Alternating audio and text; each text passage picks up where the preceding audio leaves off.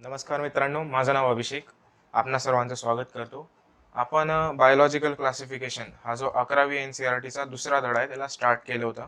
त्याचे जवळपास 2 लेक्चर्स झालेले आहेत. ज्याच्यामध्ये आपण इंट्रोडक्टरी पार्ट आणि किंगडम मोनेराचा जो पार्ट होता तो म्हणजे पूर्ण केला होता. आज जो आहे आपण तो किंगडम प्रोटिस्टाचा पार्ट पूर्ण करणार आहोत. तर किंगडम प्रोटिस्टामध्ये कोणकोणते ऑर्गॅनिझम इन्क्लूड करतो आपण, जे युनिसेल्युलर आणि युकॅरियोटिक आहे. युनिसेल्युलर म्हणजे एक पेशी ऑर्गॅनिझम ज्यांच्यामध्ये सिंगल सेल असते, आणि युकॅरियोटिक म्हणजे असे ज्यांच्यामध्ये ट्रू न्यूक्लियस प्रेझेंट असते. Kingdom Protista include unicellular and eukaryotic organism. Unicellular म्हणजे एक पेशी आणि युकॅरियोटिक म्हणजे असे ज्यांच्यामध्ये ट्रू न्यूक्लियस असते.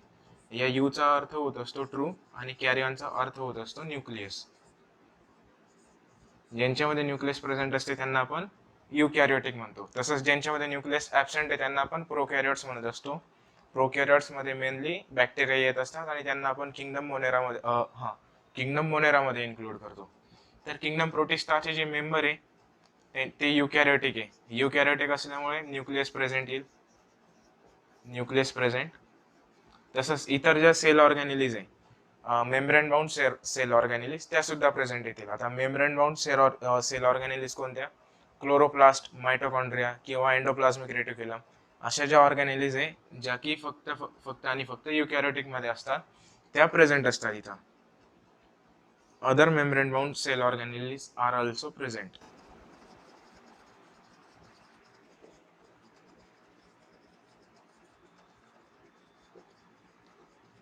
हे जे 2 पॉइंट घेतले आपण ते कशावरून घेतले? युकॅरियोटिक सेल म्हणून. युकॅरियोटिक म्हणून न्यूक्लियस प्रेझेंट आणि other membrane bound cell organelles are also present.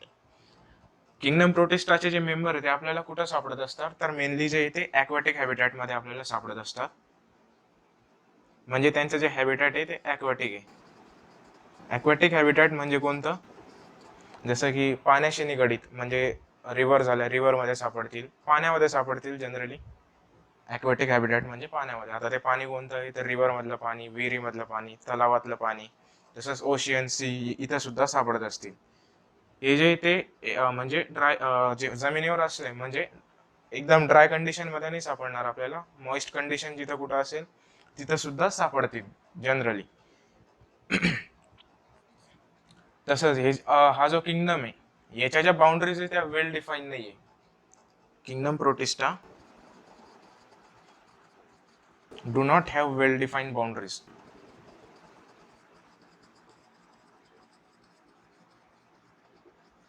म्हणजे का, एखादा फोटोसिंथेटिक प्रोटिस्टा आहे तर तो एखाद्या दुसऱ्या सायंटिस्टसाठी तो जो फोटोसिंथेटिक प्रोटिस्टा आहे तो त्याला प्लांटीमध्ये इन्क्लूड करून घेईल. Photosynthetic protistan to one biologist.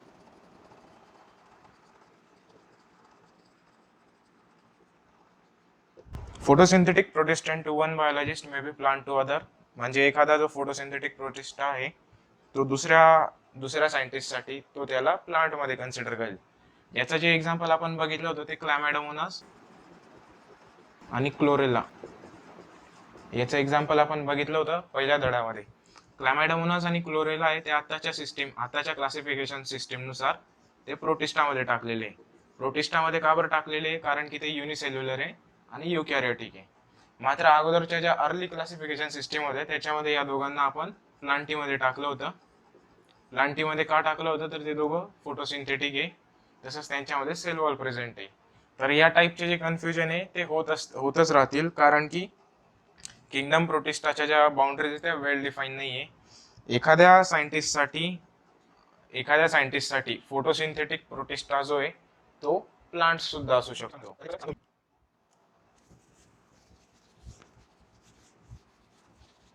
NCERT मध्ये किंगडम प्रोटिस्टामध्ये कोणकोणते ऑर्गॅनिझम इन्क्लूड केलेले आहे, कोणकोणते ग्रुप्स इन्क्लूड केलेले आहे?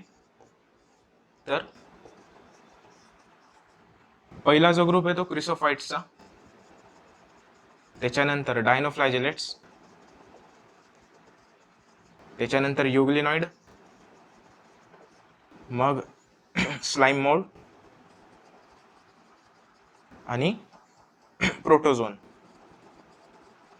याच्यातले पहिले जे 3 ग्रुप आहे, क्रिसोफाइट्स, डायनोफ्लॅजिलेट आणि युग्लिनॉइड, हे जे यांच्या ज्या कॅरेक्टरिस्टिक आहे त्या थोडाफार प्लांट्स सोबत मिळत्या जुळत्या असतात.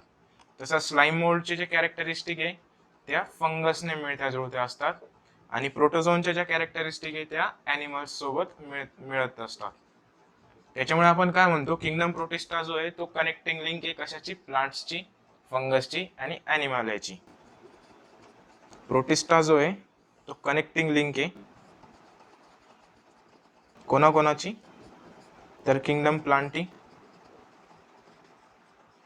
किंगडम फंजाय आणि किंगडम ॲनिमॅलिया. आता हे जे प्लांट्सचे कॅरेक्टरिस्टिक कसे दाखवतात ते, तर हे क्रिसोफाइट्स, डायनोफ्लॅजिलेट आणि युग्लिनॉइड हे जे तिघं हे फोटोसिंथेटिक आहे. त्यांच्यामध्ये जो क्लोरोफिल आहे तो क्लोरोफिल प्लांट्सशी मिळता जुळता असतो आणि ऑटोट्रॉफिक आहे. फोटोसिंथेटिक म्हणजेच ऑटोट्रॉफिक, त्याच्यामुळे आपण त्यांना प्लांट्सशी मिळता जुळता म्हणतो. स्लाइम मोल्ड जे आहे ते फंगसशी मिळता जुळता असे, कारण की ते डेड आणि डिकेइंग ऑर्गॅनिझमवर जगत असतात, म्हणजे ते सॅप्रोफायटिक मोड ऑफ न्यूट्रिशन दाखवत असतात. त्याच्यामुळे त्यांच्या कॅरेक्टरिस्टिक जे आहे त्या फंगस सोबत मिळतात. त्याच्यामुळे आपण प्रोटिस्टाला कनेक्टिंग लिंक म्हणत असतो, प्लांटीची, फंगसची आणि ॲनिमल म्हणत असतो. त्याच्यानंतर किंगडम प्रोटिस्टा आहे. काही काही जे किंगडम मेंबर्स आहे त्यांच्यामध्ये फ्लाजेला आणि सिलिया प्रेझेंट असतात. काही काही जे प्रोटिस्टाचे मेंबर आहे त्यांच्यामध्ये सिलिया आणि फ्लाजेला जे आहे ते प्रेझेंट असतात. सम प्रोटिस्टा हॅव, सम प्रोटिस्टाच्या ऐवजी सम ऑफ देम करा, सिलिया अँड फ्लाजेला. सिलिया आणि फ्लाजेला जे ते एकाच सेलमध्ये नसतील, काही काहींमध्ये सिलिया असतील, काही काहींमध्ये फ्लाजेला असतील. सिलिया आणि फ्लाजेलाची महत्वाची गोष्ट अशी, सिलिया जे ते फक्त आणि फक्त युकॅरियोट्स मध्ये सापडतात. युकॅरियोट्स म्हणजे काय, ज्यांच्यामध्ये न्यूक्लियस प्रेझेंट असते त्यांना आपण युकॅरियोट्स म्हणतो. आणि फ्लाजेला जे ते दोघांमध्ये सापडत असतात, म्हणजे युकॅरियोट्स आणि प्रोकॅरियोट्स दोघांमध्ये जे ते आपल्याला फ्लाजेला सापडतील.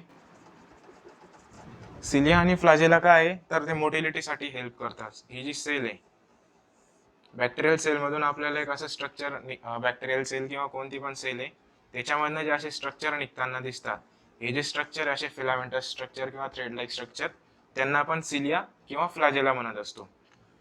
सिलिया जे आहे ते जनरली शॉर्ट असतात आणि फ्लाजेला जे आहेत ते जनरली लांब असतात. म्हणजे यांची जी लेंथ आहे, सिलियाची जी लेंथ आहे ती लहान असेल, फ्लाजेलाची लेंथ जी ती मोठी असेल.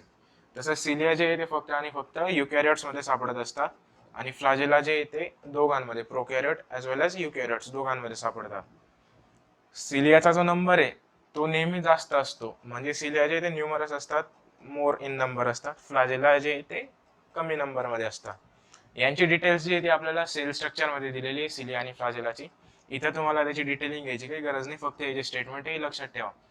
किंगडम प्रोटिस्टाचे जे काही मेंबर आहे त्यांच्यामध्ये सिलिया आणि फ्लाजेला प्रेझेंट असतो. किंगडम प्रोटिस्टामध्ये जे मेंबर आहे ते रिप्रोडक्शन दाखवतात दोघं टाईपचं, म्हणजे sexual as well as asexual. They can show sexual as well as asexual reproduction, asexual mode of reproduction. Sexual आणि एसेक्शुअल रिप्रोडक्शनचा जो मोड आहे तो मी आधीच्या लेक्चर्समध्ये एक्सप्लेन केलेला आहे, तर एक वेळेस परत सांगून येतो. सेक्शुअल रिप्रोडक्शन मध्ये 2 पॅरेंट्स इन्व्हॉल्व्ह होतात, जे जनरली अपोजिट सेक्सचे असतात. त्यांच्यानंतर गॅमेट फॉर्मेशन होत असतं. गॅमेट फॉर्मेशन नंतर त्या गॅमेट्सचं फ्युजन होत असतं. त्याच्यानंतर जो आहे तो झायगोट तयार होत असतो. 2 पॅरेंट्स इन्व्हॉल्व्ह झाल्यामध्ये यांच्यामध्ये जे यांचे जे ऑफस्प्रिंग असतील, सेक्शुअल रिप्रोडक्शन मुळे जे ऑफस्प्रिंग प्रोड्यूस होतील त्यांच्यामध्ये व्हेरिएशन येत असतं. म्हणजे त्या ज्या आहेत एक्झॅक्टली सिमिलर टू पॅरेंट्स नसतात, काहीतरी व्हेरिएशन येईल. मात्र एसेक्शुअल रिप्रोडक्शन मध्ये सिंगल पॅरेंट इन्व्हॉल्व्ह होत असतो, तसंच त्यांच्यामध्ये गॅमेट फॉर्मेशन होत नाही. याच्यामुळे याच्यात ज्या प्रोजनी निर्माण होतील त्या एक्झॅक्टली सिमिलर टू पॅरेंट्स असतील. त्याच्यामुळे आपण याच्या ज्या प्रोजनी निर्माण होतील त्यांना आपण क्लोन सुद्धा म्हणतो. डिटेलिंग घ्यायची तुम्हाला गरज नाही, फक्त स्टेटमेंट लक्षात राहिलं तर मोर दॅन सफिशियंट आहे. त्याच्यानंतर आपण आता यांचे 1 बाय 1 जे ग्रुप्स बघितले, क्रिसोफाइट्स, डायनोफ्लॅजिलेट्स, युग्लिनॉइड्स, प्रोटोझोअन आणि स्लाइम मोल्ड्स, त्यांची डिटेलिंग 1 बाय 1 घेऊ. तर सगळ्यात पहिला जो ग्रुप आपण स्टडी करणार आहोत तो म्हणजे क्रिसोफाइट्सचा.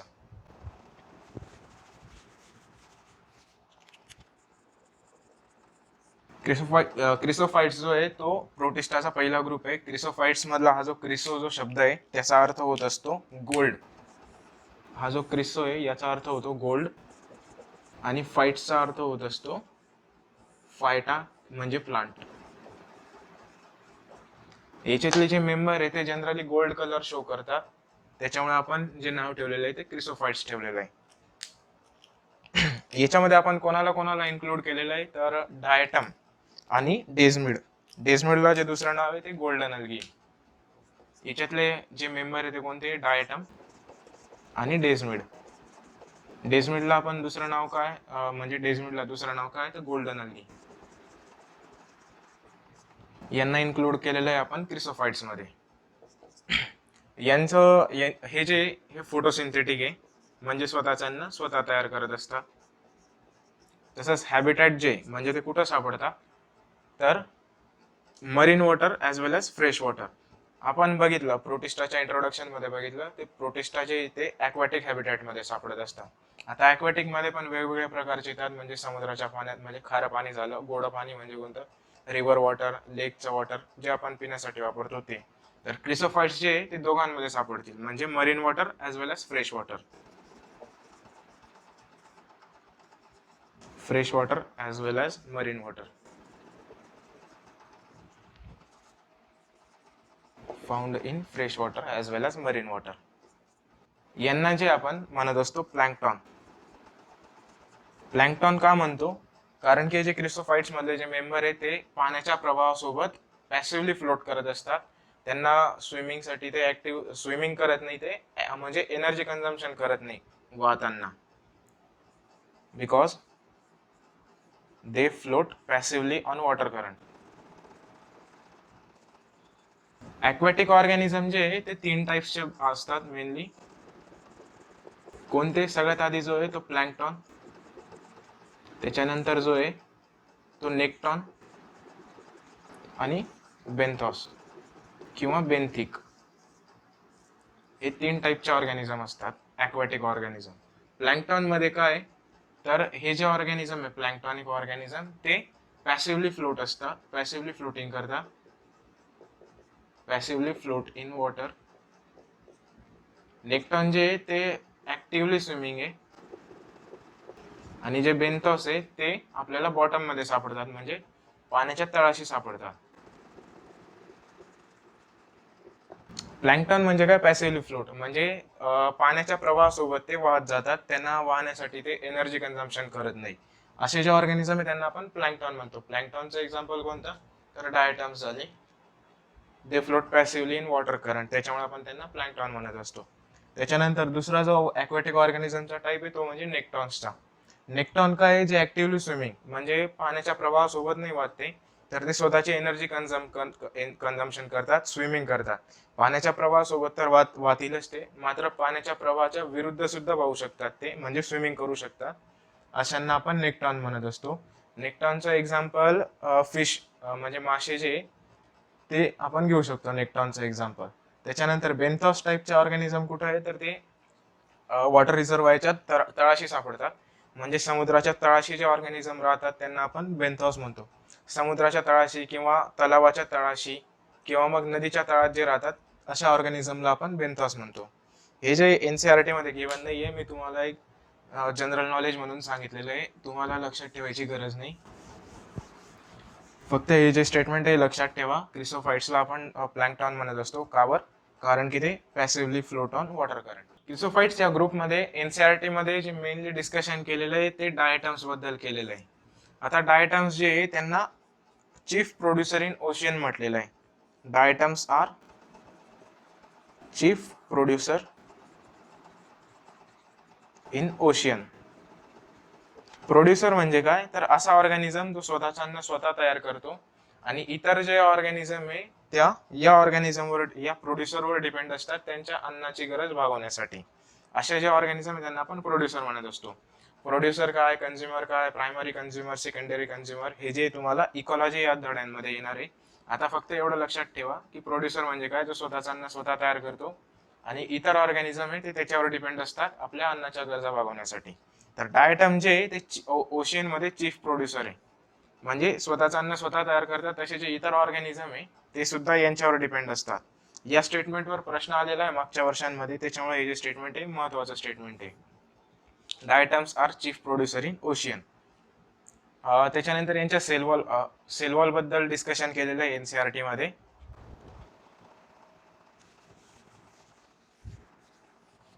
डायटमच्या ज्या सेल वॉल त्या 2 शेल बनवतात, त्या पण थिन शेल बनवतात.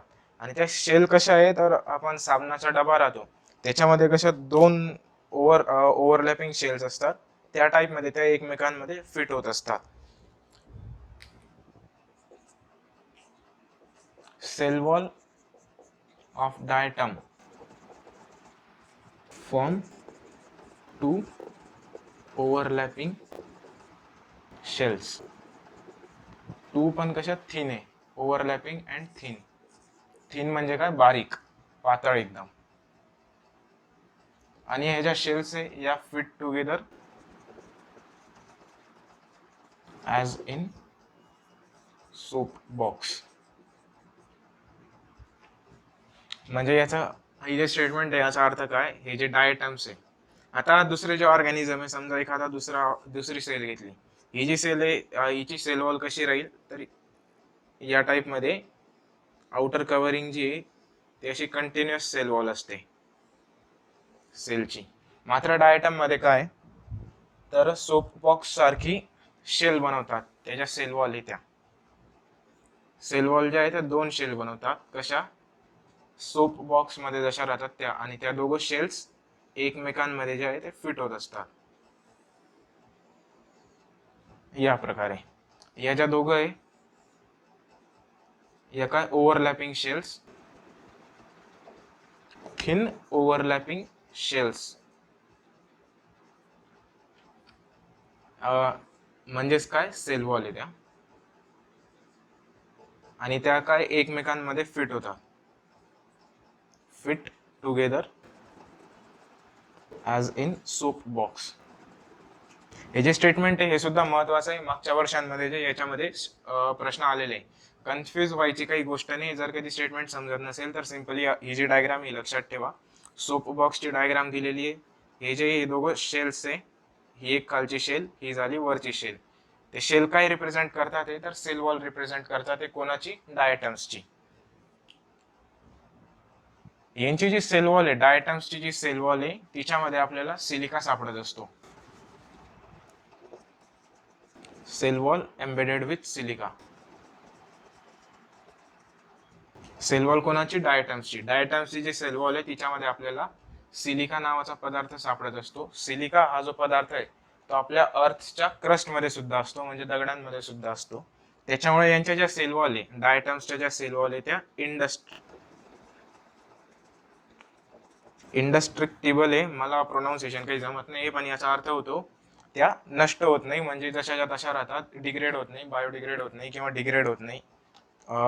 जशा आहे तशाच असतील त्या. जसे की दगड आहे, लाखो करोडो वर्षांपासून दगड जशाच्या तसे, रॉक्सचे, माउंटेन्सचे जसेच्या तसे. ते कावर, तर त्यांच्यामध्ये सिलिका असतो. तसंच हे जे डायटम्स आहे यांच्या सेल वॉल मध्ये सुद्धा सिलिका आहे, त्याच्यामुळे त्या इंडस्ट्रिक्टिबल आहे, म्हणजे डिग्रेड होत नाही. आता डिग्रेड होणार नाही तर ते काय करतील, अनेक वर्षांमध्ये, बिलियन्स ऑफ इयर्स मध्ये काय होतील, त्या जमा होतील. हे जे डायटम्स आहे ते मरले की ते मेले की त्यांच्या ज्या सेल वॉल आहे त्या जमा होत राहतील. असे जे बिलियन्स ऑफ इयर्स नंतर काय होईल, एकदम रेतीसारखी जमा होऊन जाईल. त्यांना आपण काय म्हणतो, डायटॉमेशियस अर्थ. सेल वॉल डिपॉझिट किंवा ॲक्युमुलेट. ज्या सेल वॉल आहे त्या ॲक्युमुलेट झाल्या अनेक वर्षांमध्ये, तर अशा त्यांना काय म्हणतो आपण, डायटॉमेशियस अर्थ. डायटॉमेशियस अर्थ म्हणजे काय, एक सिंपल भाषेत घेतलं तर रेती जी त्याला आपण डायटॉमेशियस अर्थ म्हणू शकतो. फक्त आपली जी रेती ती वेगळ्या टाईपची, डायटॉमेशियस अर्थ जी आहे ती वेगळ्या टाईपची रेती असेल. तिच्यामध्ये ज्या मेनली आहे त्या सेल वॉल प्रेझेंट असतील, कोणाच्या, डायटम्सच्या. किंवा मग दुसरं आपण असं लक्षात घेऊ शकतो, डायटॉमेशियस अर्थ म्हणजे काय, डायटम्सचे जे सेल वॉलचे जे डिपॉझिट आहे त्यांना आपण डायटॉमेशियस अर्थ म्हणू शकतो. हे जे डायटॉमेशियस अर्थ आहे हे ग्रिटी असतात. ग्रिटी म्हणजे काय, खरबडीत ग्रिटी इन नेचर किंवा ग्रिटी सॉइल, म्हणजे त्या खरबडीत असतात.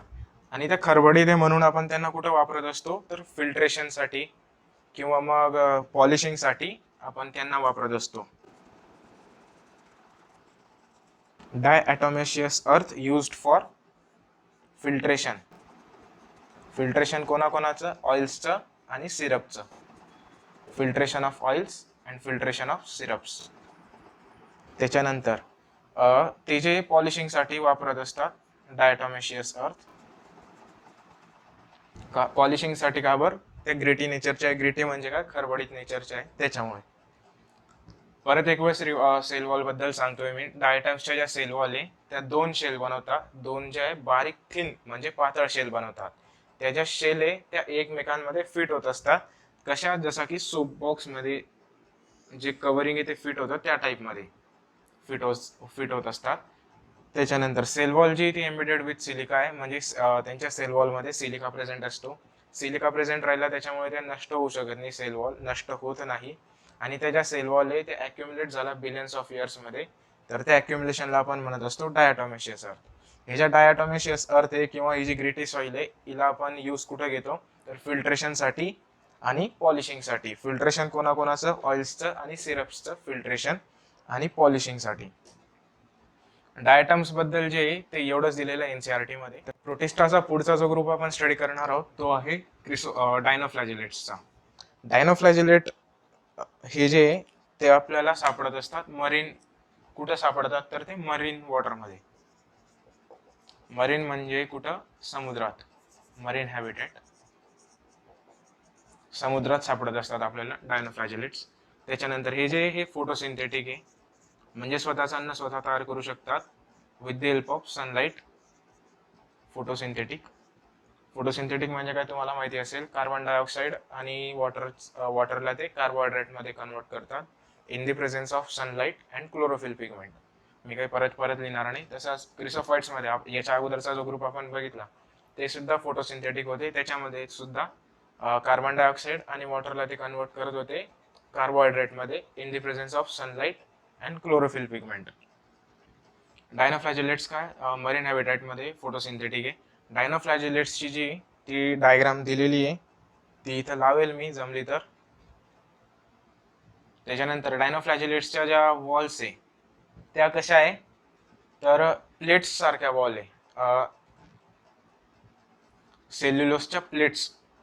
रणगाड्यामध्ये आपण बुलेट प्रूफ प्लेट्स वगैरे जसे राहतात ना त्या टाईपमध्ये याचे जे सेल वॉल आहे ते असतात.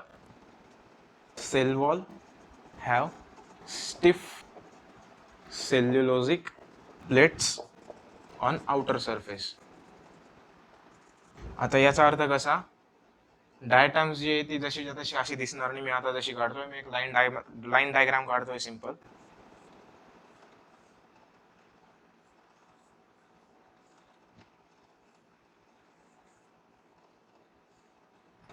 तर याच्या काढलेलं आहे मी एक डायटमची डायग्राम, सिंपल लाईन डायग्राम काढलेली. याच्यामध्ये हे जे दिसतात हे काय प्लेट्स आहे, सेल्युलोजिक प्लेट्स काढलेले आहे मी.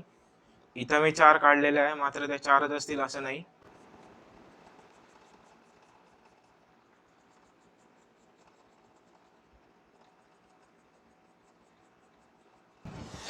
या काय काढल्या आपण? सेल्युलोसच्या प्लेट्स. ही एक झाली, ही एक झाली, ही एक झाली आणि ही एक झाली. आपण इथं 4 काढलेल्या आहे, मात्र 4 असा नंबर, स्पेसिफिक नंबर लक्षात नका घेऊ, चुकीचा कन्सेप्ट होऊन जाईल तो. Stiff cellulosic plate. याच्या ज्या एम मध्ये हा जो गॅप दिसतोय तो काय? ग्रूव म्हणजे काय? फट म्हणू शकतो आपण. फट सारखं आहे ते. ही उभी ग्रूव आहे म्हणून आपण काय म्हणतो? Longitudinal groove. ज्या उभ्या राहिल्या, ज्या फट उभ्या आहे म्हणजे लॉन्जिट्युडनल आहे, त्यांना आपण लॉन्जिट्युडनल ग्रूव म्हणत असतो. तसेच जे आहे याच्या आडव्या आहे यांना आपण ट्रान्सवर्स ग्रूव म्हणत असतो. आता याच्यात जो फ्लाजेला आहे तो 2 फ्लाजेला असतात डायनोफ्लॅजिलेट्स मध्ये. पहिला जो आहे तो असा सापडेल आपल्याला आणि दुसरा जो आहे तो असा. म्हणजे डायनोफ्लॅजिलेट्स मध्ये जे फ्लाजेला आहे ते फ्लाजेला 2 फ्लाजेला असतात डायनोफ्लॅजिलेट्स मध्ये. 2 फ्लाजेला कसे असतात? तर पहिला जो फ्लॅजेला आहे तो लॉन्जिट्युडिनल असतो. 1 इज लॉन्जिट्युडिनल. म्हणजे कसं, ही जी लॉन्जिट्युडिनल ग्रुप आहे, ही जी उभी ग्रुप आहे, हिच्यामध्ये जो आहे तो पहिला फ्लॅजेला असेल. आणि दुसरा जो उरलेला दुसरा फ्लॅजेला आहे तो कुठं सापडेल आपल्याला? And other is in furrow. Furrow म्हणजेच काय? Groove between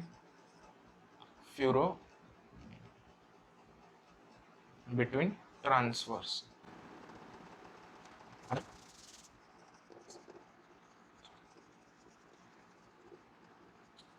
and other is in transverse furrow between cell wall plates. म्हणजे त्या स्टेटमेंटवर जाऊच नका तुम्ही, सिम्पली या डायग्राम मध्ये तुम्ही सगळं काही लक्षात ठेवू शकता. हा जो या ज्या आहे, या आपण ज्या लाईन काढलेल्या आहे, या सेल्युलोजिक प्लेट्स आहे. त्या सेल्युलोजिक प्लेट्सच्या मध्ये ह्या ग्रुव्ह राहून जातात किंवा फ्युरो राहून जातात.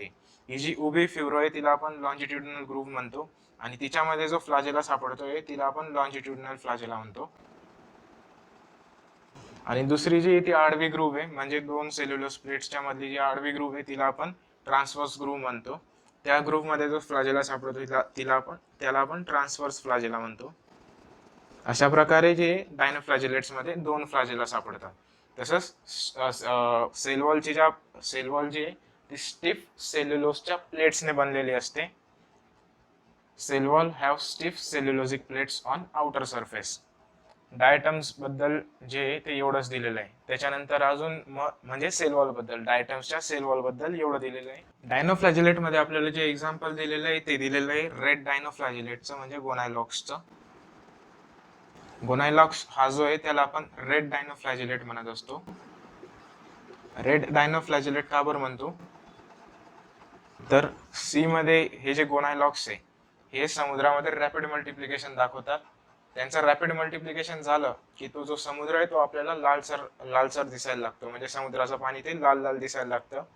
हा जो फिनॉमिना आहे त्याला आपण रेड टाइड फॉर्मेशन म्हणतो किंवा रेड टाइड्स म्हणत असतो.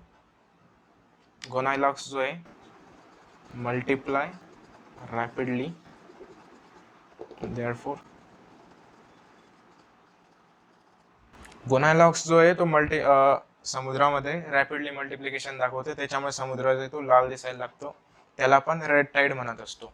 किंवा याचं उलट पण तुम्ही लक्षात ठेवू शकता. रेड टाइड्स काय? तर गोनायलॉक्सचं जे रॅपिड मल्टिप्लिकेशन होतं समुद्रात त्याच्यामुळे समुद्राचं पाणी लाल दिसायला लागते, त्याला आपण रेड टाइड म्हणतो.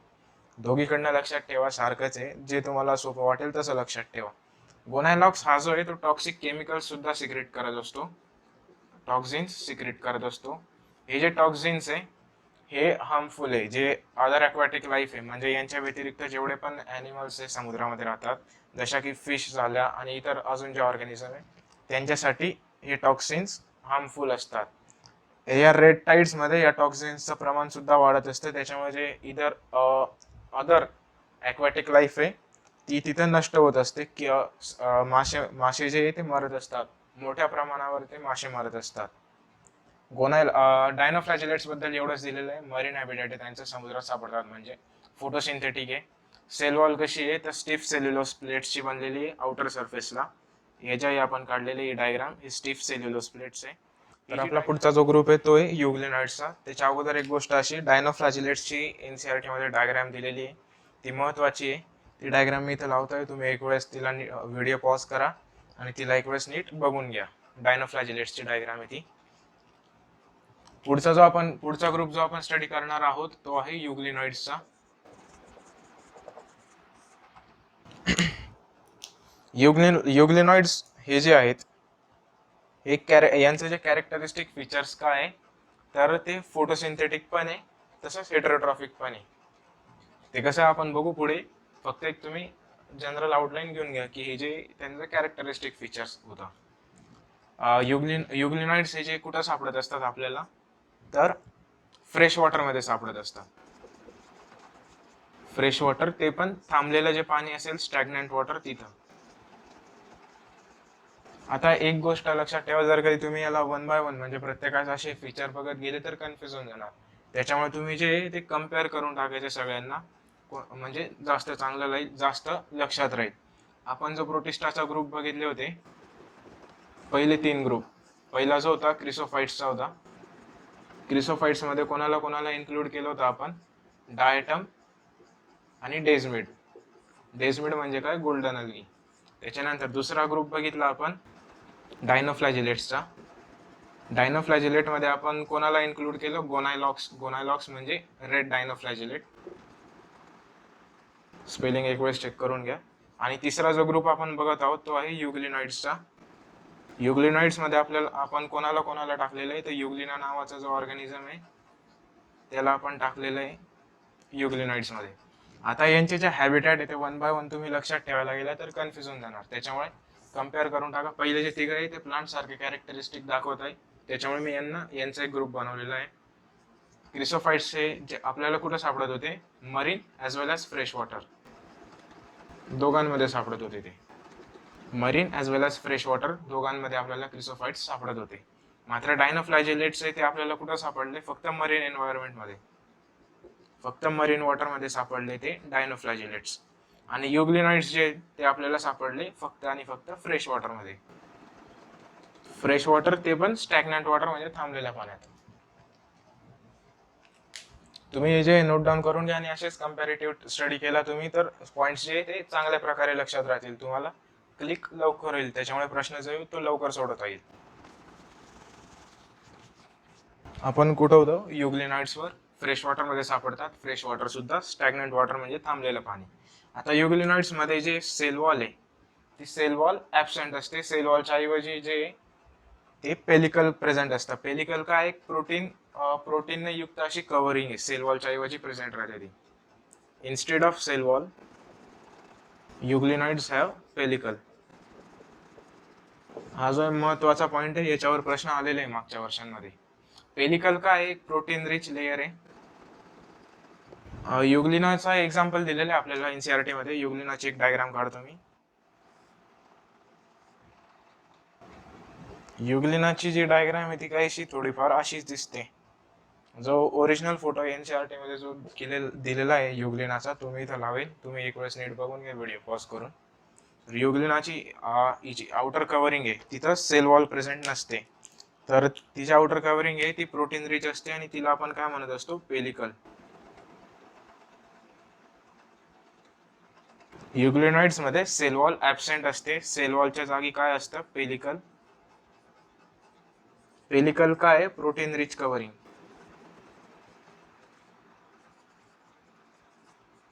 सेल वॉलच्या ऐवजी म्हणजे सेल वॉलच्या अल्टरनेट दिलेली आहे instead of cell wall. Cell wall नाही त्याच्यामुळे हे जे पेलिकल दिलेलं आहे. आता हे जे पेलिकल आहे याचं फंक्शन काय, तर या ही जी युग्लिनाची सेल आहे तिला फ्लेक्झिबिलिटी प्रोव्हाइड करतं. Protein rich layer provide flexibility to cell. आता फ्लेक्झिबिलिटीची गरज काय ते तुम्हाला कळेल जेव्हा तुम्ही हेटेरोट्रॉफिक न्यूट्रिशन बघणार तेव्हा. युग्लिनामध्ये जे फ्लॅजेला आहे ते 2 फ्लॅजेला प्रेझेंट असतात. 2 फ्लॅजेला आर प्रेझेंट. 2 फ्लॅजेला मधला जो पहिला आहे तो एक फ्लॅजेला जो आहे तो लॉंग असेल आणि एक जो आहे तो शॉर्ट असेल.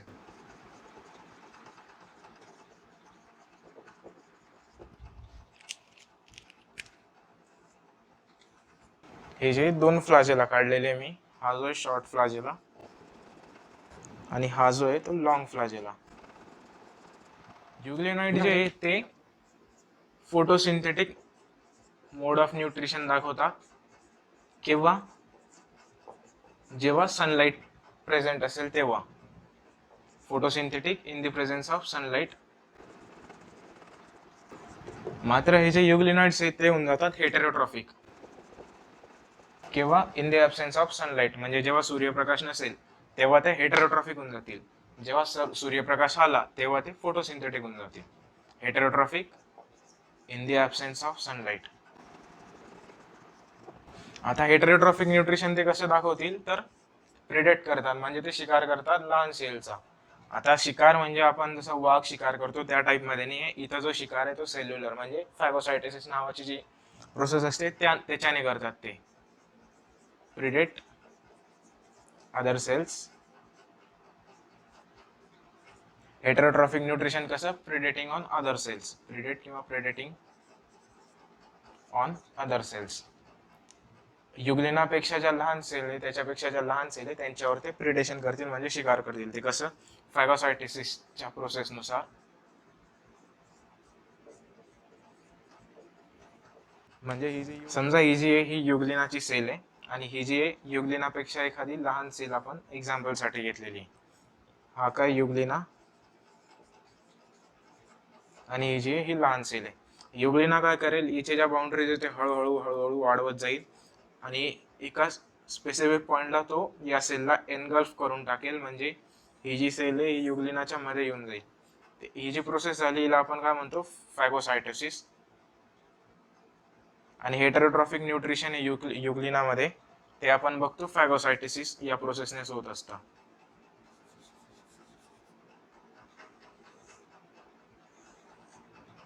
काही या टाईप असं दिसेल फायनल डायग्राम जी ती.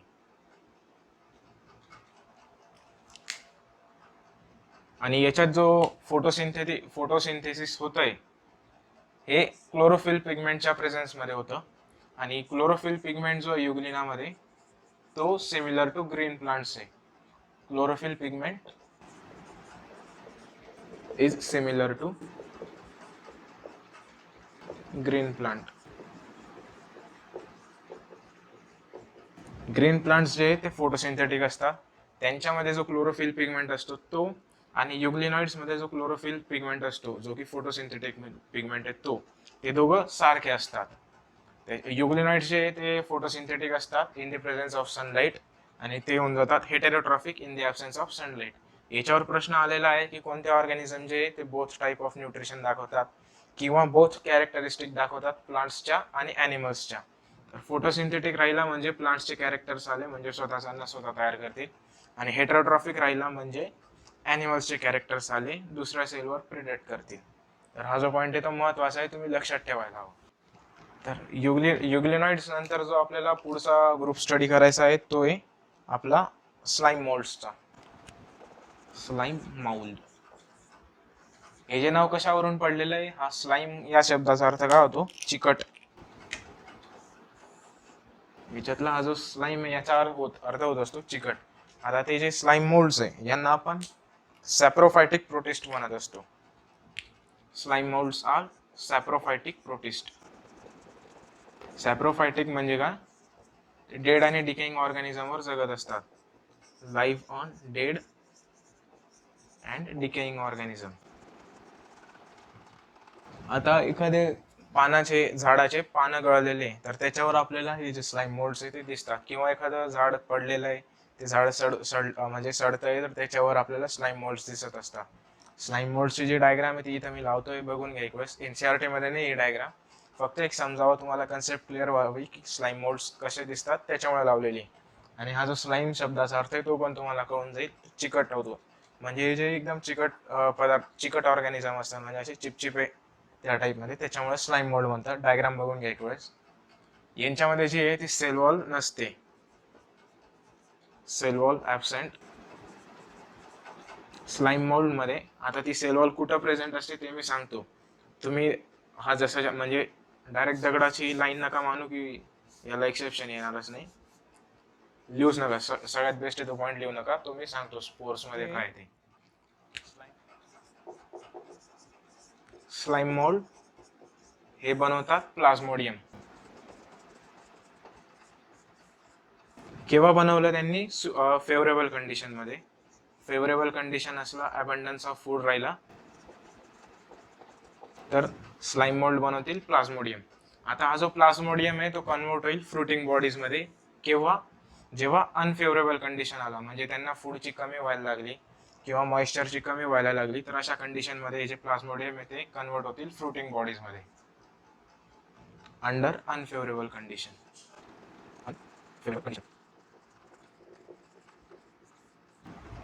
स्लाइम मोल्डने बनवले प्लाझ्मोडियम फेवरेबल कंडिशन मध्ये. प्लाझ्मोडियम कन्वर्ट झाला फ्रुटिंग बॉडीज मध्ये अनफेवरेबल कंडिशन मध्ये. आता हे जे प्लाझ्मोडियम आहे हे जे सेव्हरल फूट पर्यंत ग्रो करू शकतात. Plasmodium can grow up to several feet feet म्हणजे काय, युनिटचा लेंथ आहे तो फिट, पाय म्हणजे फिट तो अर्थ नाही इथं. Feet is unit of length. Plasmodium can grow up to several feet. आणि या ज्या फ्रुटिंग बॉडीज आहे यांचं महत्वाचं म्हणजे असं, fruiting bodies bear spores at their tips. Fruiting बॉडीजची आपण डायग्राम बघितली, तुम्हाला दाखवली ती. समजा ही जी फ्रुटिंग बॉडीज आहे तर हिच्या टिपवर जे आहे ते स्पोर्स असतील.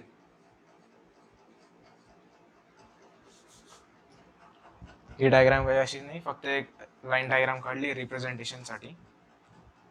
Fruiting bodies bear spores at their tips. हा पहिला पॉईंट आहे महत्वाचा फ्रुटिंग बॉडीज मध्ये.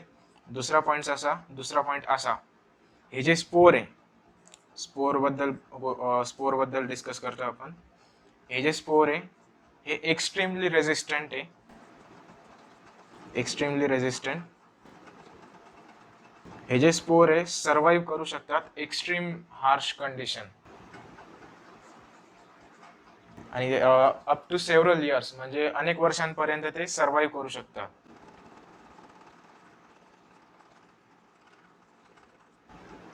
हे जे स्पोर्स आहे यांच्यामध्ये जी ट्रू सेल वॉल प्रेझेंट असते. त्याच्यामुळे सुरुवातीला मी जो पॉइंट लिहिला होता की स्लाइम मोल्ड मध्ये जी सेल वॉल ऍबसेंट असते, तो याच्यामुळे. स्लाइम मोल्ड मध्ये सेल वॉल ऍबसेंट राहते. स्लाइम मोल्ड मध्ये जी सेल वॉल केव्हा प्रेझेंट असेल तर स्पोर ची जी स्टेज येईल तिथं आपल्याला सेल वॉल सापडेल. याच्यामध्ये स्लाइम मोल्ड मध्ये सेल वॉल नसतील. आता एनसीईआरटी मध्ये डायग्राम कशी दिलेली आहे स्लाइम मोल्डची, अशी या टाइपची डायग्राम दिलेली आहे. आणि हे जे सांगितलेलं आहे, ही जी आउटर कव्हरिंग आहे ही प्रोटीनची कव्हरिंग आहे असं सांगितलेलं आहे. आणि त्याच्यानंतर इथं मध्ये जे असे ठिपके ठिपके दिलेले आहे ते न्यूक्लियस आहे. या टाइपची डायग्राम दिलेली आहे एनसीईआरटी मध्ये. इकडे लावून देईल वाटल्यास तर मी एनसीईआरटी ची डायग्राम, तुम्हाला दिसत असेल तर परत एक वेळेस रिवाइज करून देतो. स्लाइम मोल्ड्स काय, डेड आणि डिकेइंग ऑर्गॅनिझमवर जगणारे जे ऑर्गॅनिझम आहे, जे प्रोटिस्ट आहे, त्यांना आपण स्लाइम मोल्ड म्हणत असतो. स्लाइम मोल्ड मधला हा जो स्लाइम शब्द आहे याचा अर्थ होतो चिकट किंवा असे चिपचिपे जे ऑर्गॅनिझम आहे ते. स्लाइम मोल्ड जे आहे ते असे चिकट असतात, त्याच्यामुळे आपण त्यांना स्लाइम हा शब्द वापरलेला आहे, स्पेसिफिक शब्द आहे. स्लाइम मोल्ड जे आहेत ते प्लाझ्मोडियम बनवतात फेवरेबल कंडिशन मध्ये. प्लाझ्मोडियम जो आहे तो अप टू सेव्हरल फीट पर्यंत ग्रो करू शकतो. प्लाझ्मोडियम जो आहे तो कन्वर्ट होतो फ्रुटिंग बॉडीज मध्ये किंवा अनफेवरेबल कंडिशन मध्ये. फ्रुटिंग बॉडीज काय तर त्यांच्या टिप्सवर बिअर करतात स्पोर्स. फ्रुटिंग बॉडीजच्या टिप्सवर, टोकांवर स्पोर्स प्रेझेंट असतात. स्पोर्स काय, एक्स्ट्रीमली रेझिस्टंट आहे. स्पोर्स जे ते एक्स्ट्रीमली रेझिस्टंट असतात. स्पोर्स मध्ये जी आहे ती ट्रू सेल वॉल प्रेझेंट असते. तसंच स्पोर्स जे आहे ते अनेक वर्षांपर्यंत जगू शकतात हार्श कंडिशन असल्या तरी. प्रोटिस्टामधला जो शेवटचा ग्रुप आपण स्टडी करत आहोत तो आहे प्रोटोझोआचा. प्रोटोझोन्स, प्रोटोझोआ किंवा प्रोटोझोन्स. तर याच्यामध्ये जे आपण इन्क्लूड केलेले आहे ते अमिबॉइड प्रोटोझोन, सिलिएटेड प्रोटोझोन, फ्लॅजिलेटेड प्रोटोझोन आणि स्पोरोझोन. प्रोटोझोआ जे ते हेटेरोट्रॉफिक असतात. हेटेरोट्रॉफिक म्हणजे काय, स्वतःचं अन्न स्वतः तयार करत नाही, ते दुसऱ्या ऑर्गॅनिझमवर डिपेंड असतात न्यूट्रिशनसाठी. हेटेरोट्रॉफिक मध्ये पॅरासायटिक म्हणजे डायरेक्टली दुसऱ्या ऑर्गॅनिझमवर डिपेंड असतील, दुसऱ्याच्या जीवावरच जगतील, किंवा एकतर ते फ्री लिव्हिंग पण असतात. पॅरासायटिक जो आहे तो मोस्ट कॉमन आहे, म्हणजे generally protozoans are parasitic. Free living पण आहेत. हे कुठं सापडत असतात म्हणजे यांचा हॅबिटॅट कुठं तर मॉइस्ट सरफेसेसवर सापडत असतात. मॉइस्ट सरफेस असल्या की तिथे प्रोटोझोआ सापडतील आपल्याला. प्रोटोझोआला आपण काय म्हणत असतो, primitive relative of animals. Protozoans are primitive relative of animal, म्हणजे प्राण्यांचे जे पूर्वज आहेत त्यांना आपण म्हणू शकतो. प्राण्यांचे पूर्वज जे ते प्रोटोझोआ आहे असं आपण कन्सिडर करू शकतो किंवा म्हणू शकतो.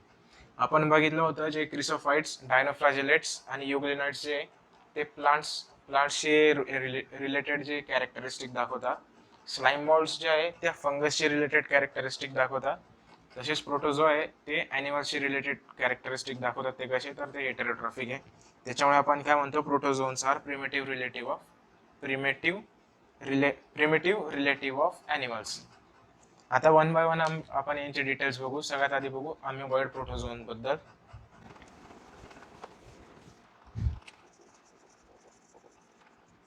अमिबॉइड प्रोटोझोनचं एक्झाम्पल जे एनसीईआरटी मध्ये दिलेलं आहे ते आहे अमिबाचं आणि एंटॅमिबा. अमिबा जो आहे तो फ्री लिव्हिंग आहे आणि एंटॅमिबा जो आहे तो आहे पॅरासायटिक. एंटॅमिबामुळे आपल्याला डिसीज होत असतो, एंटॅमिबा हिस्टोलायटिका.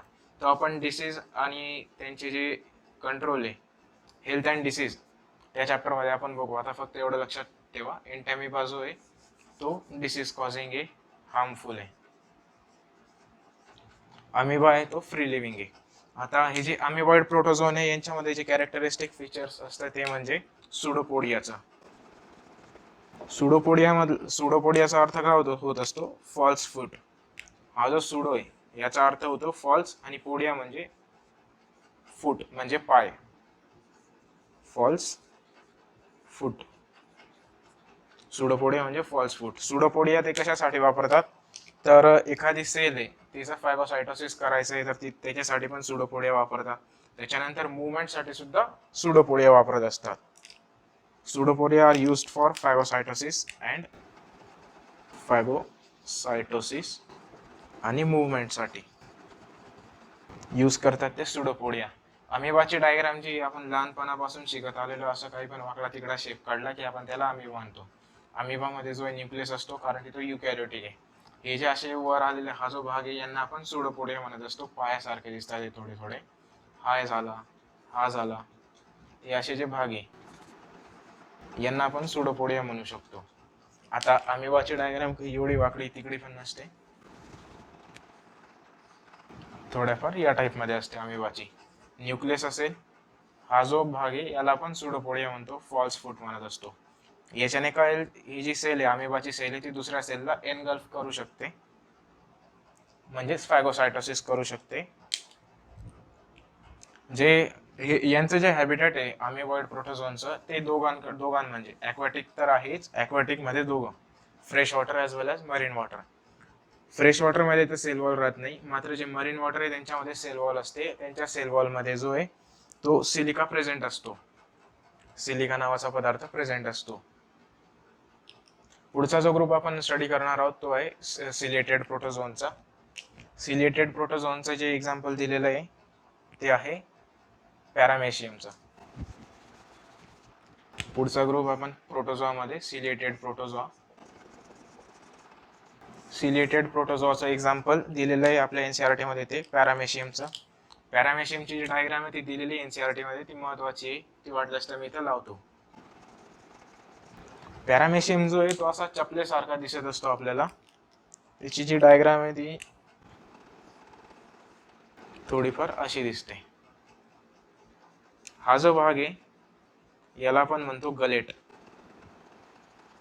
तसंच याच्यावर जे पॅरामेशियम वर ते सिलिया असतील, न्यूमरस सिलिया म्हणजे अनेक सिलिया असतील, मोठ्या प्रमाणात असतील ते. या काढल्या आपण सिलिया आणि इथं हे जे काढलेलं आहे हे गलेट आहे. गलेट काय आहे तर ओपनिंग येते outside cell surface. Gullet is opening outside cell surface, तिला आपण गलेट म्हणत असतो. प्रोटोझोआ, सिलिएटेड प्रोटोझोआ म्हणजे पॅरामेशियमचं एक कॅरेक्टरिस्टिक फीचर्स काय, तर याच्यामध्ये ज्या न्यूक्लियस आहे त्या दोन टाईपच्या असतात. युकॅरियोट आहे म्हणजे न्यूक्लियस असेलच, पण न्यूक्लियस जी आहे ती दोन टाईपची असते, दोन न्यूक्लियस प्रेझेंट असतात. ही जी मोठी न्यूक्लियस आहे तिला म्हणत असतो आपण मॅक्रो न्यूक्लियस किंवा लार्जर न्यूक्लियस, मॅक्रो किंवा लार्ज. आणि ही जी लहान न्यूक्लियस आहे तिला मायक्रो म्हणतो किंवा स्मॉल. ही जी मायक्रो न्यूक्लियस आहे तिचं फंक्शन काय, तर जेवढ्या पण रिप्रोडक्टिव्ह ऍक्टिव्हिटी आहे ती कॅरी आउट करत असते. रिप्रोडक्टिव्ह ऍक्टिव्हिटी कोण कॅरी आउट करेल, मायक्रोन्यूक्लियस म्हणजे स्मॉल न्यूक्लियस. आणि रिप्रोडक्टिव्ह ऍक्टिव्हिटी सोडून इतर ज्या काही उरलेल्या ऍक्टिव्हिटी आहे त्या कॅरी आउट करेल मॅक्रोन्यूक्लियस म्हणजे मोठी जी न्यूक्लियस आहे त्या. आता हे जे पॅरामेशियम आहे याच्यामध्ये या ज्या सिलिया आहे त्यांची मुवमेंट होत असते एका रो मध्ये. म्हणजे सिलियाची मुवमेंट झाली तर आजूबाजूला जेवढं पण पाणी आहे ते या गलेटमध्ये येतं. पाण्यासोबत जे ते न्यूट्रिएंट सुद्धा येत असतात आणि अशा प्रकारे जे ते सिलियाला त्याचे न्यूट्रिएंट म्हणजे फूड भेटत असतं. पाणी जे ते गलेट थ्रू सेलमध्ये येईल. आता पाण्यासोबतच जे ते न्यूट्रिएंट सुद्धा येतील. ते न्यूट्रिएंट जे ते पॅरामेशियमला मदत करत असतात त्याचं फूड रिक्वायरमेंटसाठी. तर पुढचा जो ग्रुप आपण बघणार आहोत तो आहे फ्लॅजिलेटेड प्रोटोझोनचा. सिलेटेड प्रोटोझोन मध्ये एवढंच होतं.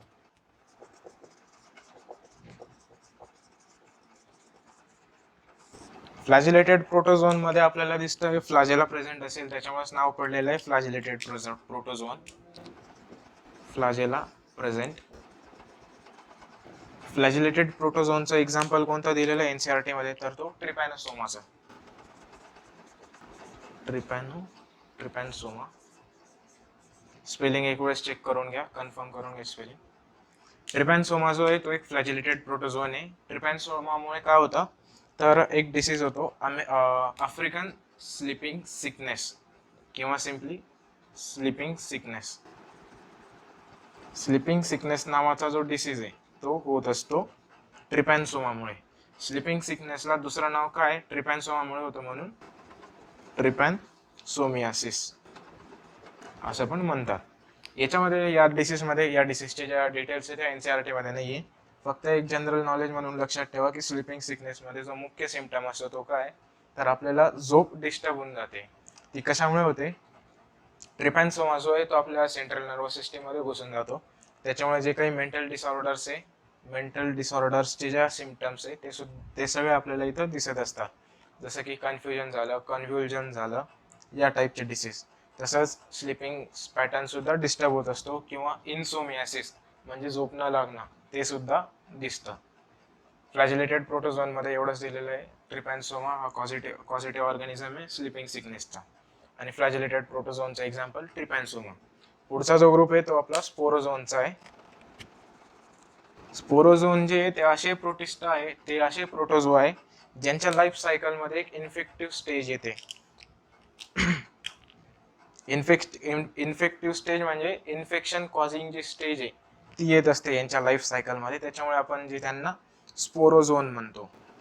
Have infective stage in life cycle. स्पोरोझोनचं बेस्ट एक्झाम्पल जे असेल तर ते मलेरियल पॅरासाइट प्लाझ्मोडियम. प्लाझ्मोडियम हा जो आहे मलेरियल पॅरासाइट आहे, मलेरिया कॉज करतो. प्लाझ्मोडियम आहे त्याच्यामुळे आपल्याला मलेरिया होत असतो. आता याच्या ज्या प्लाझ्मोडियमच्या स्पेसिस आहेत जसं प्लाझ्मोडियम फाल्सिपॅरम, प्लाझ्मोडियम ओव्हेल, प्लाझ्मोडियम इतर ज्या काही स्पेसिस आहे त्या आपल्याला डिटेलिंग नाही, इथं डिटेलिंग नाही आहे या चॅप्टरमध्ये. त्याची डिटेलिंग आपण disease human health and disease मध्ये बघणार आहोत. इथं फक्त लक्षात ठेवा प्लाझ्मोडियम जो आहे तो मलेरियल पॅरासाइट आहे आणि प्लाझ्मोडियम जो आहे तो स्पोरोझोनचा एक्झाम्पल आहे. ट्रिपॅनोसोमा जो आहे तो फ्लॅजिलेटेड प्रोटोझोनचा एक्झाम्पल आहे. प्लाझ्मोडियम इथला हा जो प्लाझ्मोडियम आहे हा आणि तो स्लाइम मोल्ड मधला प्लाझ्मोडियम, तिथे कन्फ्युज होऊ नका. हे जे प्लाझ्मोडियम आहे हे बायनॉमियल नोमेनक्लेचर नुसार लिहितात पुस्तकांमध्ये. ते असं वाकडं वाकडं इटॅलिक्स मध्ये लिहिलेलं असतं. इटॅलिक्स मध्ये प्लाझ्मोडियम आला की तो मलेरियल पॅरासाइट म्हणजे ऑर्गॅनिझम आहे आणि तिथला प्लाझ्मोडियम आला तर तो एक फेनॉमेना आहे. प्लाझ्मोडियम जो आहे फ्रुटिंग बॉडीज स्लाइम मोल्ड मधला प्लाझ्मोडियम तो सरळ लिहिलेला असतो असा स्ट्रेट. आणि हा जो मलेरियल पॅरासाइट वाला हा ऑर्गॅनिझमचं नाव आहे ते इटॅलिक्स मध्ये असं लिहिलेलं असतं. स्पेलिंग दोघांच्या सारख्या आहेत मात्र अर्थ वेगवेगळा होत असतो. तर इथं जो आहे तो आपला टॉपिक संपलेला आहे. एक शॉर्ट रिव्हिजन देऊन देतो पूर्ण व्हिडिओमध्ये आपण काय काय बघितलं ते फ्लो चार्ट मध्ये. आपण आज जो स्टडी केला तो ग्रुप होता प्रोटिस्टाचा. प्रोटिस्टा हा जो किंगडम आहे तो आपण आज स्टडी केला. प्रोटिस्टामध्ये जे ग्रुप्स केले होते आपण ते 5 टाईपचे ग्रुप्स केले होते. पहिला ग्रुप होता क्रिसोफाइट्स, दुसरा ग्रुप होता युग्लिनाइट्स, क्रिसोफाइट्स, युग्लिनाइट्स, डायनोफ्लॅजिलेट्स, स्लाइम माउल्ट्स आणि प्रोटोझोन. आता क्रिसोफाइट्स, युग्लिनाइट्स आणि डायनोफ्लॅजिलेट प्लांटशी रिलेटेड आहे, फोटोसिंथेटिक आहे. त्याच्यापैकी हा जो हे आपण थोडं उलट लिहिलंय, आपण यानुसार स्टडी केलाय. डायनोफ्लॅजिलेट आधी स्टडी केलाय आणि युग्लिनाइड तो डायनोफ्लॅजिलेट नंतर.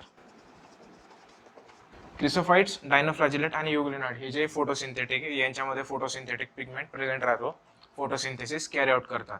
याच्यामध्ये जे महत्वाचा पॉईंट कुठं आहे तर तो युग्लिनाइडचा. युग्लिनाइड जे आहे ते photosynthetic as well as heterotrophic. Photosynthetic केव्हा, जेव्हा सनलाइट आहे तेव्हा फोटोसिंथेटिक, सनलाइट नाही आहे तेव्हा हेटेरोट्रॉफिक. स्लाइम मोल्ड जे आहे ते ऑलवेज हेटेरोट्रॉफिक, सॅप्रोफायटिक म्हणजे डेड आणि डिकेइंग ऑर्गॅनिझमवर. प्रोटोझोन जे आहे ते सुद्धा हेटेरोट्रॉफिक. प्रोटोझोनचे जे ग्रुप बघितले आपण ते 4 टाईपचे बघितले. पहिला होता तो अमिबॉइड प्रोटोझोन, सिलिएटेड, फ्लॅजिलेटेड आणि स्पोरोझोन. अमिबॉइड, सिलिएटेड, फ्लॅजिलेटेड आणि स्पोरोझोन. क्रिसोफाइट्स मध्ये आपण बघितलं कोण कोण इन्क्लूड होत असतं तर डेस्मिड आणि डायटम. Diatom and desmids.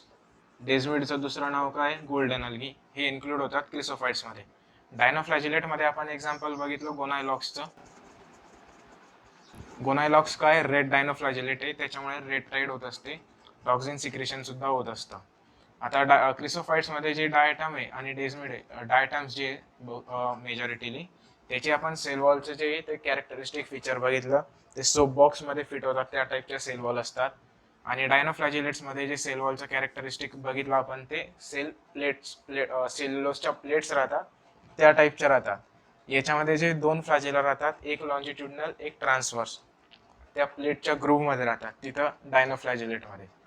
क्रिसोफाइट्स मध्ये आपण बघितलं होतं सेल वॉलचं जे सिलिका आहे तो प्रेझेंट राहतो, त्याच्यामुळे डायटॉमेशियस अर्थचं फॉर्मेशन होत असतं. सिलिकाचं ॲक्युम्युलेशन झालं, सेल वॉलचं ॲक्युम्युलेशन झालं तर डायटॉमेशियस अर्थ होत असतं. युग्लिनाइडचं एक्झाम्पल बघितलं होतं आपण युग्लिनाचं. युग्लिना जो आहे तो heterotrophic as well as photosynthetic आहे. Autotrophic, photosynthetic as well as heterotrophic. म्हणजे सनलाइट राहिला तर फोटोसिंथेटिक, सनलाइट ॲबसेंट राहिला तर हेटेरोट्रॉफिक. स्लाइम मोल्ड्स आपण बघितलं, डेड आणि डिकेइंग ऑर्गॅनिझमवर जगणारे. प्रोटोझोन जे त्याच्यामध्ये अमिबॉइड मध्ये 2 एक्झाम्पल बघितले आपण. पहिला जो होता तो अमिबा आणि एंटॅमिबा. एंटॅमिबा जो आहे तो डिसीज कॉज करतो. अमिबा आणि एंटॅमिबा. एंटॅमिबा जो आहे तो डिसीज कॉज करतो एंटॅमिबा हिस्टोलायटिका. हा जो ऑर्गॅनिझम आहे तो पॉझिटिव्ह ऑर्गॅनिझम आहे अमिबायसिसचा. एंटॅमिबा आणि हिस्टोलायटिका लागला, ती जी स्पेसिस होईल ती पॉझिटिव्ह ऑर्गॅनिझम होऊन जाईल अमिबायसिसची. अमिबायसिस मध्ये डिसेंट्री म्हणजे तो जवळपास दूषित अन्न पाण्यामुळे होत असतो, त्या टाईपचा डिसीज येतो. सिलेटेड प्रोटोझोन मध्ये आपण एक्झाम्पल बघितलं होतं पॅरामेशियमचं. फ्लॅजिलेटेड प्रोटोझोनचं एक्झाम्पल बघितलं आपण ट्रिपॅन्सोमा. ट्रिपॅन्सोमा जो आहे तो आफ्रिकन स्लिपिंग सिकनेस किंवा सिम्पली स्लिपिंग सिकनेस जो आहे तो डिसीज कॉज करत असतो. आणि स्पोरोझोनचं एक्झाम्पल बघितलं आपण प्लाझ्मोडियम. प्लाझ्मोडियम जो आहे तो मलेरियल पॅरासाइट आहे, मलेरिया कॉज करतो. ट्रिपॅन्सोमा जो आहे तो स्लिपिंग सिकनेस होतो त्याच्यामुळे. आणि पॅरामेशियमचा पण कॅरेक्टरिस्टिक फीचर काय बघितलं होतं तर सेल वॉलच्या ऐवजी तिथं पेलिकल प्रेझेंट राहतो, प्रोटीन रिच लेअर. आणि पॅरामेशियम मध्ये 2 न्यूक्लियस असतात, मॅक्रो न्यूक्लियस आणि मायक्रो न्यूक्लियस. तर एवढंच आहे. याच्यामध्ये फक्त एवढं लिहून घ्या की याची जी सेल वॉल आहे डायटम मध्ये डायटॉमेशियस अर्थ, कशामुळे, सिलिका इन सेल वॉल. तसंच यांची जी सेल वॉल आहे ती कशी आहे, 2 शेलने बनलेली आहे, थिन शेल आहे आणि त्या कशा आहे, fit as in soap box. डायनोफ्लॅजिलेट्सचं फीचर आपण काय बघितलं होतं, सेल वॉल जी ती प्लेटने बनलेली असते. Cell wall have outer cellulosic plate.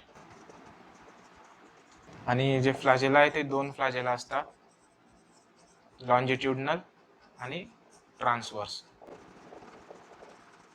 युग्लिनॉइडचं युग्लिना example आहे, बघितलं होतं आपण. हे जे heterotroph, photosynthetic, in the presence of sunlight, आणि heterotrophic in the absence of sunlight.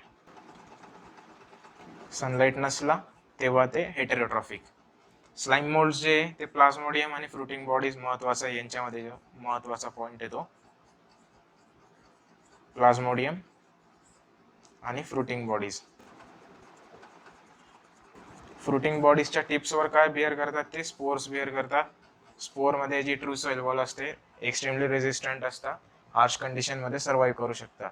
Plasmodium जो आहे तो up to several feet grow करू शकतो.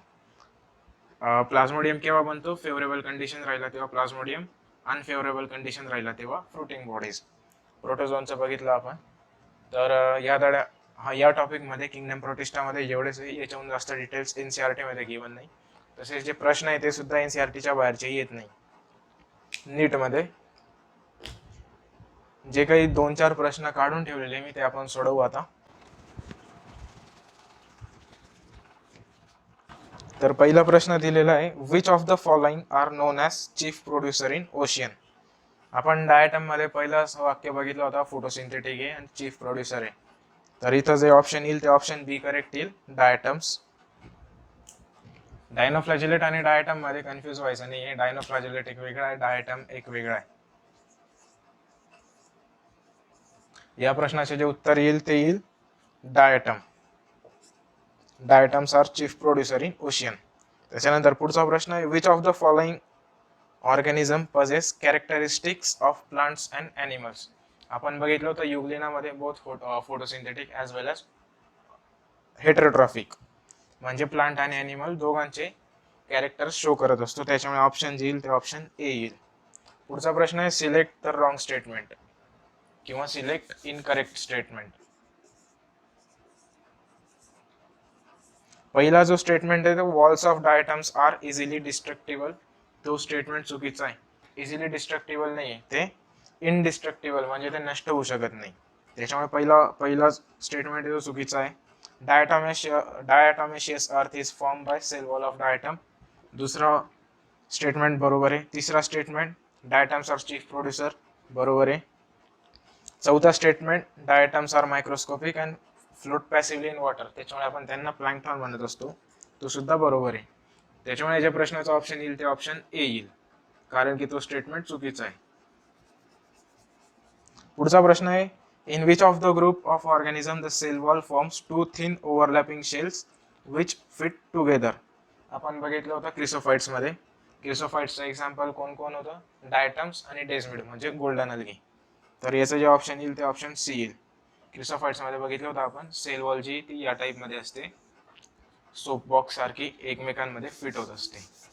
पुढचा जो प्रश्न आहे तो आहे, plasmodium the malarial parasite belongs to sporozoan. आत्ताच बघितलं आपण. इन्फेक्टिव्ह स्टेज राहते त्यांच्यामध्ये. Infective spore like stage is present in their life cycle, therefore they are called स्पोरोझोआ.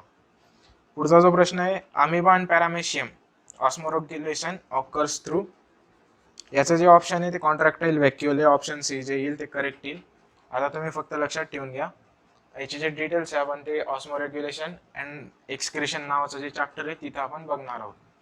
ऑस्मोरेग्युलेशन म्हणजे सिम्पली काय, तर एक्सटर्नल आणि इंटरनल सेलच्या मधला आणि सेलच्या बाहेरचे जे ऑस्मोटिक प्रेशर आहे यांच्यामध्ये जो बॅलन्स बनवला जातो त्याला ऑस्मोरेग्युलेशन म्हणतात.